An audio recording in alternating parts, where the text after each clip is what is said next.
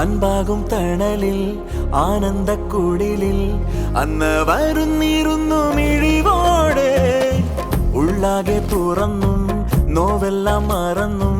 സ്നേഹത്തിൻ നിറമുള്ള ചിരിയോടെ ഓമൽ പൂങ്കുരുന്നിൻ മിഴിവാടാതെ വേനൽ പാടകളെ മറഞ്ഞേ വാനത്തിൻ മടിയിൽ അതിരില്ലാതെ മോഹത്തിൻ ചിറകിൽ പറന്നേ എന്നും ഇവിടെ വന്നു നിറഞ്ഞേ